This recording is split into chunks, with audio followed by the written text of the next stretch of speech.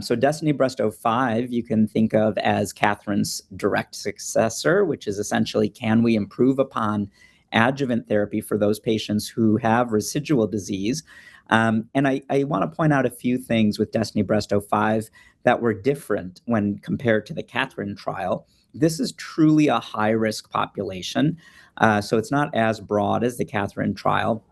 Of course, patients had to have residual disease, but you can see also that they had to have non-operable early breast cancer prior to their neoadjuvant therapy, or they could have been operable prior to neoadjuvant therapy, but they had to have axillary node positive disease after neoadjuvant therapy. So that's really what I mean by truly high risk, was that they really had to present with non-operable disease or positive axillary nodes after neoadjuvant therapy. So now let's take a look at the design of this trial. Patients were randomized 1-to-1 to get TDXD every 3 weeks for 14 cycles. So just keep that in mind. That's 14 cycles, same as TDM1 in the Catherine trial, but a longer exposure of TDXD. And this, of course, will be important or relevant as we think about adverse effects and the risk-benefit ratio.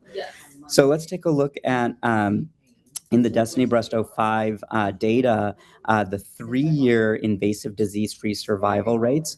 You can see favored TDXD over TDM1 with a delta benefit of 8.7%, favoring TDXD over TDM1. So you can see it's 92% TDXD versus 83.7% with TDM1, representing a hazard ratio of 0.47, again, favoring TDXD over TDM1 in this high-risk population. Now, what I think is particularly of interest is let's take a look at distant recurrence, specifically CNS recurrence. I think, we all saw the long-term follow-up data for the Catherine trial, and we were happy to see the overall survival benefit with TDM1. But perhaps what was disappointing to some degree is that we didn't quite move the needle on CNS recurrence. Now, when we look here, you can see that the rate of CNS recurrence was 2.1% with TDXD. It was 3.1% with TDM1. Not a huge difference right now, but I think we do need to keep in mind that longer-term follow-up is needed, and this early look is fairly promising. And then, of course, when we look at distant recurrence rate, this is consistent with the primary endpoint. So you do see a better distant recurrence rate, 3.1% with TDXD versus 6.4% with TDM1. So the question then, of course, is, are we preventing CNS events? Now, I think the other thing we really do need to keep in mind and interpret this with a grain of salt is that in these trials, there was no mandatory CNS imaging required at baseline or in follow-up. So the question is, are we truly tracking the CNS rate accurately or not? I think, again, we need to interpret that with a little bit of a grain of salt there. But overall, this early data is encouraging that perhaps we are moving the needle on preventing CNS events, but again, longer-term follow-up is needed. Now, of course, there are pros and cons to this approach. I think the first thing we do have to keep in mind is that this trial is not demonstrating that TDXD should be routinely used for everybody with residual disease in the adjuvant setting. I think we have to keep in mind that this truly is for those high risk patients. And even in that setting, I would say there are pros and cons. Certainly the efficacy data I would consider to be a pro, and you can see that all listed on the left-hand side of the screen there. One thing I didn't point out here is, while we do worry about ILD with TDXD, the question that we were very concerned about with the trial, of course, is what about patients who are getting adjuvant radiation? Does that compound or exacerbate their risk of pneumonitis? And ultimately, it turned out that the rate of radiation pneumonitis was pretty similar in Destiny Breast 05 as it was in Catherine. In other words, concurrent or sequential radiation, which were both allowed, did not increase the rate of ILD or radiation pneumonitis in Destiny Breast 05. Now, that being said, on the flip side, the cons are we do have to screen for ILD when you're using TDXD in the curative setting. I mean, really, in any setting, it's recommended, but particularly in the curative setting, screening for ILD with CT scan monitoring. And that does, of course, add cost and time and radiation exposure and so forth. There were 2 grade 5 ILD events in Destiny Breast 05. So that really does, and of course, we're in the curative setting. So that really does underscore the need to monitor for ILD with CT scans. There were more dose holds and discontinuations associated with TDXD due to tolerability and AEs. We don't yet have the quality of life or PRO data. And then I'll just note here that this was a global trial, so there was limited North American enrollment. So the question, of course, is this really representative of our patients that we treat here in the US? And then finally, we're still waiting for overall survival benefit as the data are still immature. So ultimately, I would say that if we keep in mind that this trial was designed for our highest risk patients, and it was also particularly designed to see if we could replace the anthracycline, I think for our highest risk patients in whom you're considering an anthracycline, this might indeed be the appropriate approach, as the benefit outweighs the risk in those high-risk patients. So I think, again, this slide is re-emphasizing that we should consider TDXD in the neoadjuvant setting with THP as a standard option, or as rather in the adjuvant setting, as a standard option for those patients with residual node positive disease or those who were inoperable at baseline.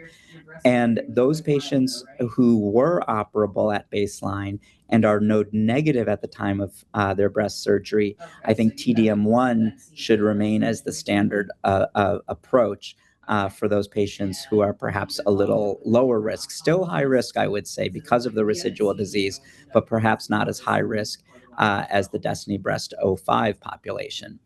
So the other question, of course, now in the setting of both data sets, Destiny Breast 11 and Destiny Breast 05, is should we give TDXD in the preoperative setting or should we give it in the postoperative setting? And there, I think, again, there are risks and benefits in both settings, right? In the preoperative setting, the PCR rate is better with TDXD. And so that suggests that less axillary surgery may be necessary if you give TDXD in the neoadjuvant setting. So that can decrease comorbidities like lymphedema and so forth. Also, of course, Destiny Breast 11 was a shorter course of TDXD with 4 cycles as opposed to 14 cycles in the adjuvant setting. And then less toxicity is associated with the fewer cycles of TDXD, which may also translate to a better quality of life.